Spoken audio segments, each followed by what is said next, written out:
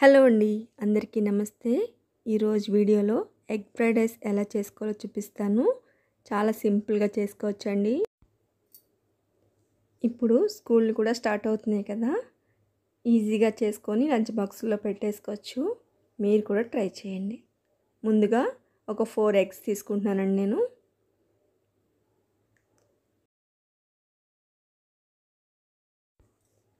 ఇప్పుడు వీటిలోకి కొంచెం సాల్ట్ వేసుకొని బాగా బీట్ చేసుకోవాలి. స్టవ్ మీద ఒక కళాయి పెట్టుకొని మనం ఆయిల్ పోసుకుంటున్నానండి 3 స్పూన్స్. ఈ ఎగ్ బీట్ని దీంట్లో వేసుకొని మనం ఫ్రై చేసుకోవాలి.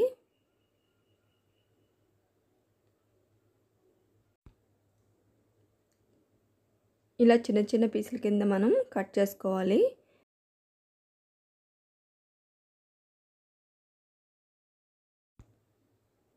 ఇలా ఫ్రై అయిన తర్వాత మనం ఒక బౌల్లోకి తీసేసుకుందాం.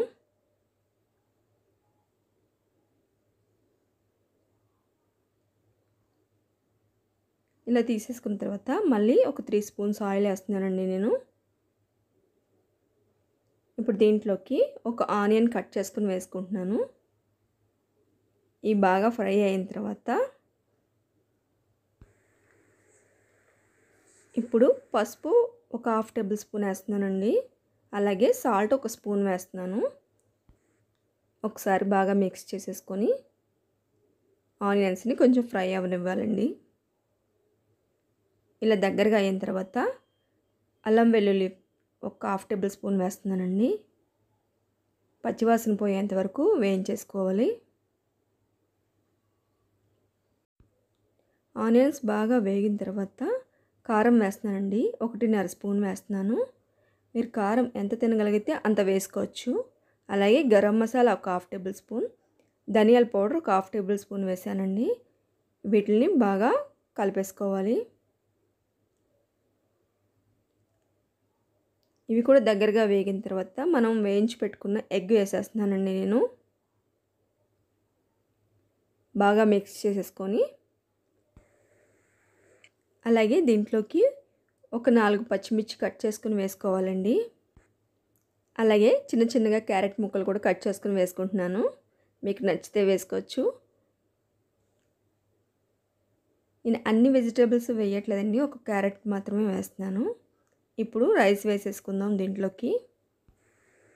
రైస్ మనం ముందుగానే కుక్ చేసుకొని పెట్టుకోవాలి. చూడండి, ఇది బాగా కలిసేటట్టు బాగా మిక్స్ చేసేసుకుందాం.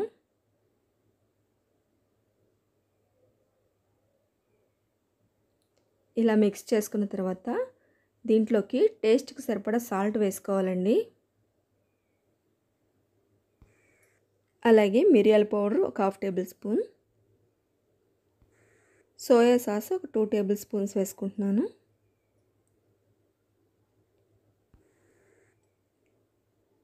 గ్రీన్ చిల్లీ సాస్ అండి ఒక స్పూన్ వేస్తున్నాను. అలాగే వెనిగర్ కూడా ఒక స్పూన్ వేస్తున్నాను.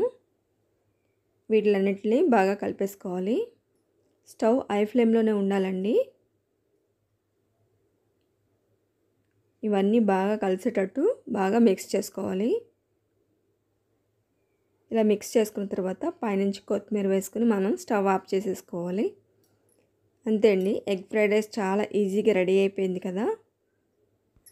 ఇప్పుడు ఒక ప్లేట్లోకి తీసేసుకుందాం.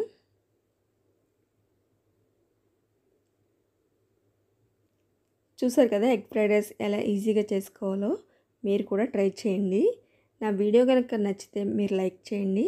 కొత్త వాళ్ళు ఎవరైనా నా ఛానల్ చూస్తుంటే సబ్స్క్రైబ్ చేసుకోండి. Thank you for watching.